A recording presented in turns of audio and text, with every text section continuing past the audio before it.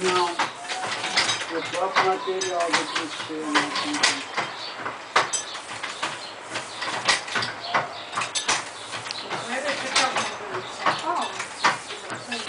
Ah, talvez fizesse o seguinte. É o seguinte. Lembra aquela revista Tupigrafia? Ah, é.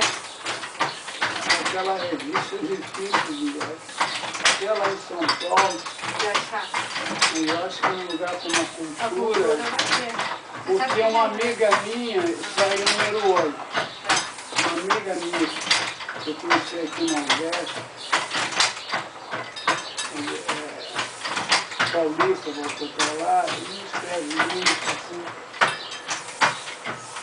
Aí já saiu, ofereceu para mandar eu depois sair, mas não mandou uma notícia, né?